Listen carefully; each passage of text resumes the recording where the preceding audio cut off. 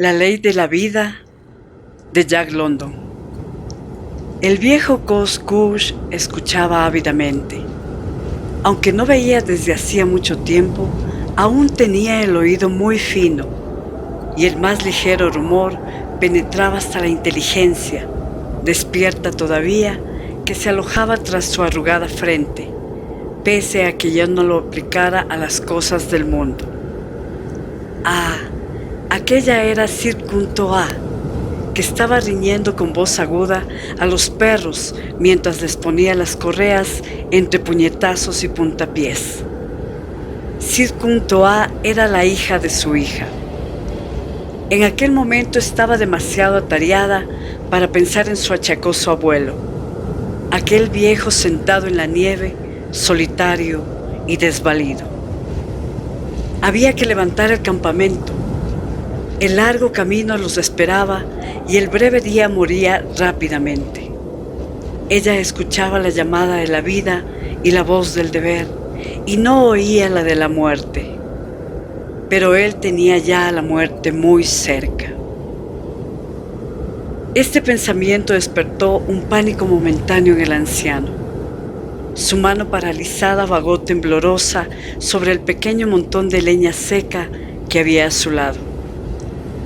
Tranquilizado al comprobar que seguía allí, ocultó de nuevo la mano en el refugio que le ofrecían sus raídas pieles, y otra vez aguzó el oído. El tétrico crujido de las pieles medio heladas le dijo que habían recogido ya la tienda de piel de alce del jefe, y que entonces la estaban doblando y apretando para colocarla en los trineos. El jefe era su hijo, joven membrudo, fuerte y gran cazador.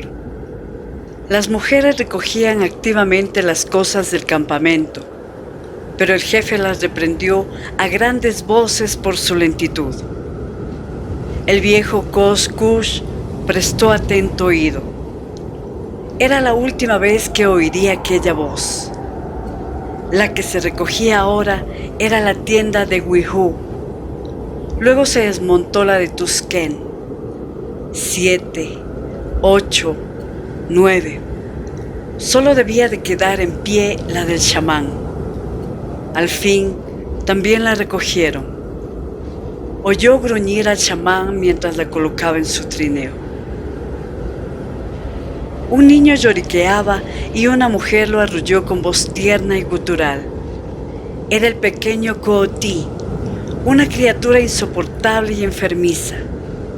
Sin duda, moriría pronto, y entonces encenderían una hoguera para abrir un agujero en la tundra helada y amontonarían piedras sobre la tumba, para evitar que los carcayús desenterrasen el pequeño cadáver.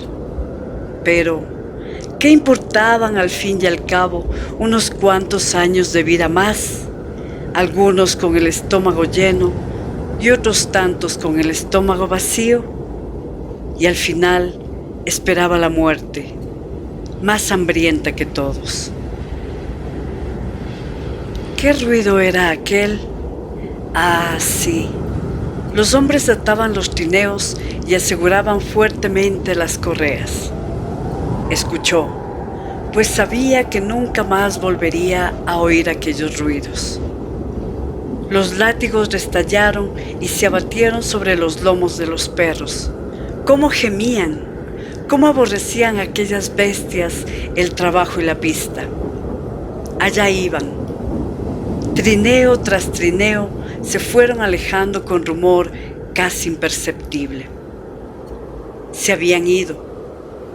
Se habían apartado de su vida y él se enfrentó solo con la amargura de su última hora. Pero no, la nieve crujió bajo un mocasín.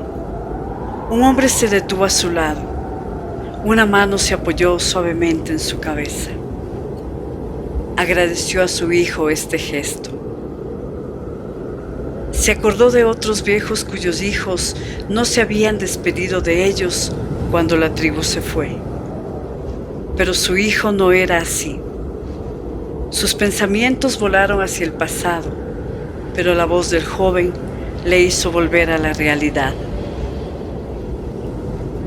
¿Estás bien?, le preguntó, y el viejo repuso: estoy bien. Tienes leña a tu lado, dijo el joven, y el fuego arde alegremente. La mañana es gris y el frío ha cesado. La nieve no tardará en llegar. Ya nieva. Sí, ya nieva. Los hombres de la tribu tienen prisa, llevan pesados fardos y tienen el vientre liso por la falta de comida. El camino es largo y viajan con rapidez. Me voy. ¿Te parece bien? Sí, soy como una hoja del último invierno, apenas sujeta a la rama. Al primer soplo me desprenderé. Mi voz es ya como la de una vieja.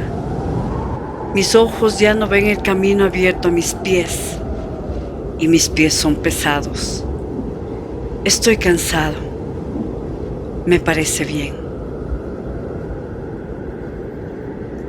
Inclinó sin tristeza la frente y así permaneció hasta que hubo cesado el rumor de los pasos al aplastar la nieve y comprendió que su hijo ya no le oiría si le llamase.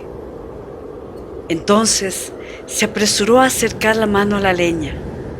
Solo ella se interponía entre él y la eternidad que iba a engullirlo. Lo último que la vida le ofrecía era un manojo de ramitas secas. Una a una irían alimentando el fuego, e igualmente, paso a paso, con sigilo, la muerte se acercaría a él. Y cuando la última ramita hubiese desprendido su calor, la intensidad de la helada aumentaría. Primero sucumbirían sus pies, después sus manos, y el entumecimiento ascendería lentamente por sus extremidades y se extendería por todo su cuerpo. Entonces inclinaría la cabeza sobre las rodillas y descansaría. Era muy sencillo. Todos los hombres tenían que morir. No se quejaba. Así era la vida y aquello le parecía justo. Él había nacido junto a la tierra y junto a ella había vivido. Su ley no le era desconocida. Para todos los hijos de aquella madre, la ley era la misma. La naturaleza no era muy bondadosa con los seres vivientes. No le preocupaba el individuo, solo le interesaba la especie. Esta era la mayor abstracción de que era capaz la mente bárbara del viejo Kosh-Kush, y se aferraba a ella firmemente. Por doquier veía ejemplos de ello: la subida de la savia, el verdor del capullo del sauce a punto de estallar, la caída de las hojas amarillentas. Esto resumía todo el ciclo. Pero la naturaleza asignaba una misión al individuo. Si éste no la cumplía, tenía que morir. Si la cumplía, daba lo mismo, moría también. ¿Qué le importaba esto a ella? Eran muchos los que se inclinaban ante sus sabias leyes, y eran las leyes las que perduraban, no quienes las obedecían. La tribu de Kosh-Kush era muy antigua. Los ancianos que él conoció de niño ya habían conocido a otros ancianos en su niñez. Esto demostraba que la tribu tenía vida propia, que subsistía porque todos sus miembros acataban las leyes de la naturaleza desde el pasado más remoto. Incluso aquellos de cuyas tumbas no quedaba recuerdo, las habían obedecido. Ellos no contaban, eran simples episodios. Habían pasado como pasan las nubes por un cielo estival. Él también era un episodio y pasaría. ¿Qué importaba él a la naturaleza? Ella imponía una misión a la vida y le dictaba una ley, la misión de perpetuarse y la ley de morir. Era agradable contemplar a una doncella, fuerte y de pechos opulentos, de paso elástico y una mirada luminosa. Pero también la doncella tenía que cumplir su misión. La luz de su mirada se hacía más brillante, su paso más rápido. Se mostraba ya atrevida, ya tímida con los varones, y les contagiaba su propia inquietud. Cada día estaba más hermosa y más atrayente. Al fin, un cazador, a impulsos de un deseo irreprimible, se la llevaba a su tienda para que cocinara y trabajase para él y fuese la madre de sus hijos. Y cuando nacía su descendencia, la belleza la abandonaba. Sus miembros pendían inertes, arrastraba los pies al andar, sus ojos se enturbiaban y destilaban humores. Solo los hijos se deleitaban ya apoyando su cara en las arrugadas mejillas de la vieja squaw junto al fuego. La mujer había cumplido su misión. Muy pronto, cuando la tribu empezara a pasar hambre o tuviese que emprender un largo viaje, la dejarían en la nieve, como le habían dejado a él, con un montoncito de leña seca. Esta era la ley. Colocó cuidadosamente una ramita en la hoguera y prosiguió sus meditaciones. Lo mismo ocurría en todas partes y con todas las cosas.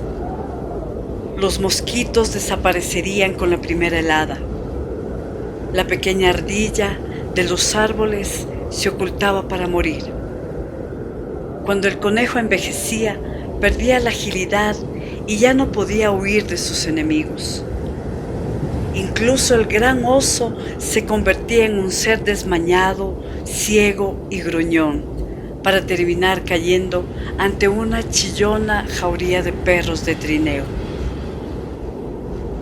Se acordó de cómo él también había abandonado un invierno a su propio padre en uno de los afluentes superiores del Klondike.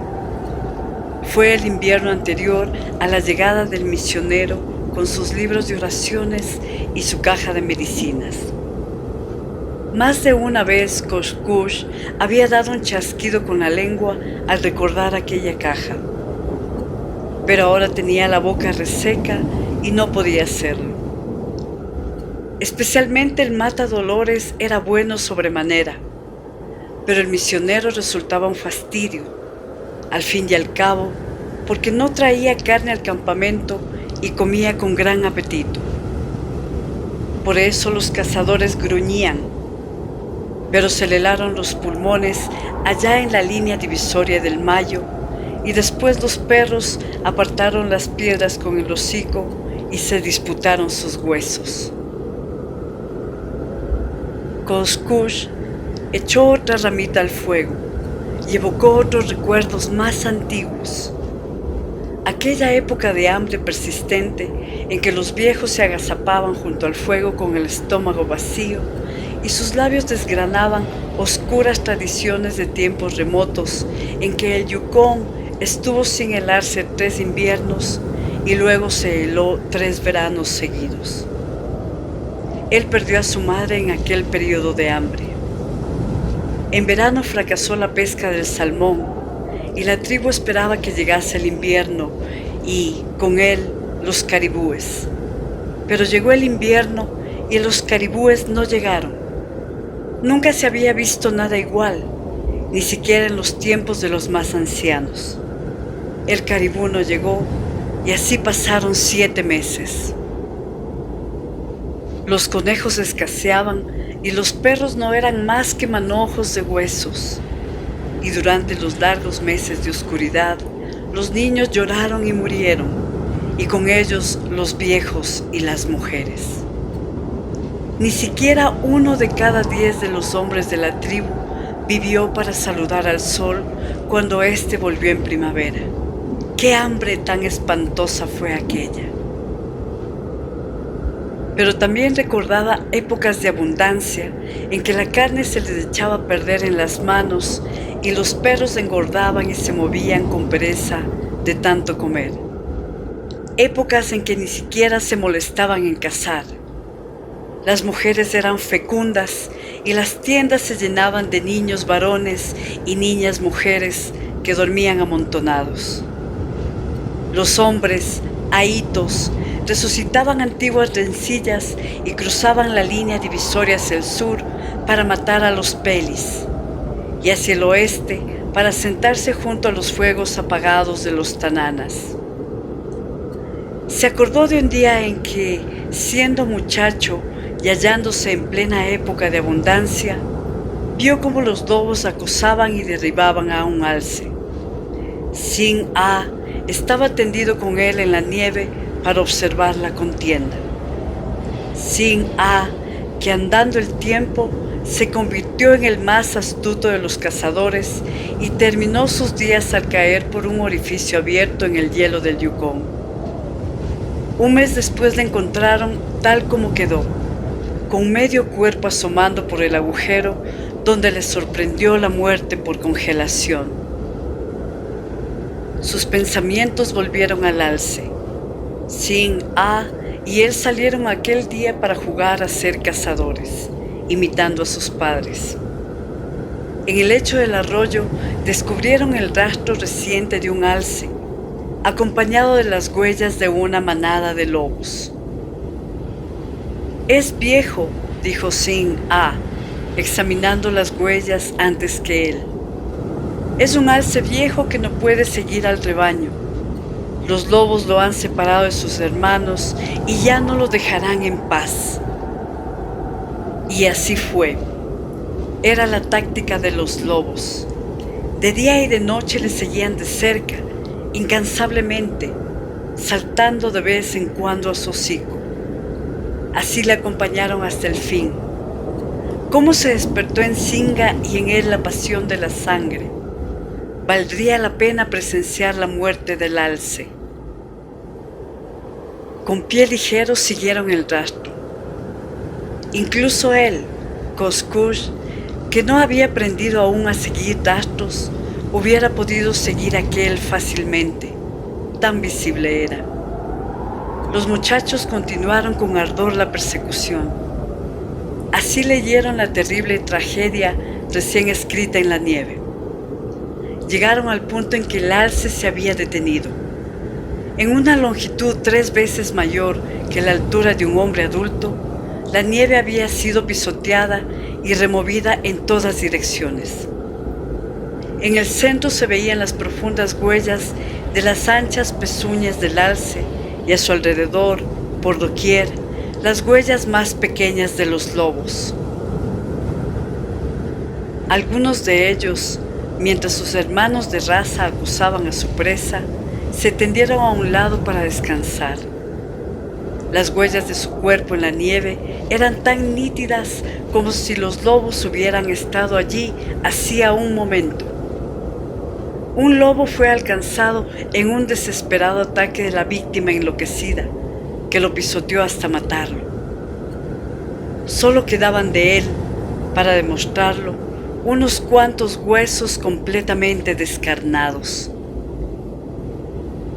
De nuevo dejaron de alzar rítmicamente las raquetas para detenerse por segunda vez en el punto donde el gran rumiante había hecho una nueva parada para luchar con la fuerza que da la desesperación. 2 veces fue derribado, como podía leerse en la nieve, y 2 veces consiguió sacudirse a sus asaltantes y ponerse nuevamente en pie. Ya había terminado su misión en la vida desde hacía mucho tiempo, pero no por ello dejaba de amarla. Sin-a dijo que era extraño que un alce se levantase después de haber sido abatido, pero aquel lo había hecho, evidentemente. El chamán vería signos y presagios en esto cuando se lo refiriesen. Llegaron a otro punto donde el alce había conseguido escalar la orilla y alcanzar el bosque. Pero sus enemigos le atacaron por detrás y él retrocedió y cayó sobre ellos, aplastando a dos y hundiéndolos profundamente en la nieve. No había duda de que no tardaría en sucumbir, pues los lobos ni siquiera tocaron a sus hermanos caídos. Los rastreadores pasaron presurosos por otros dos lugares donde el alce también se había detenido brevemente.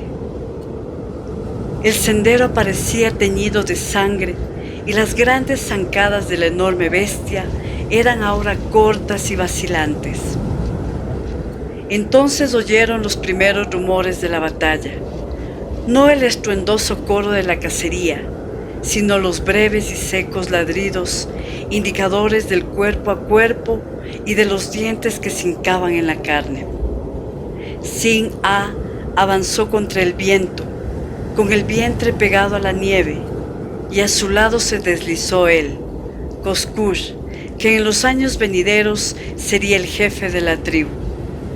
Ambos apartaron las ramas bajas de un abeto joven y atisbaron. Solo vieron el final. Esta imagen, como todas las impresiones de su juventud, se mantenía viva en el cerebro del anciano, cuyos ojos ya turbios vieron de nuevo la escena como si se estuviera desarrollando en aquel momento y no en una época remota.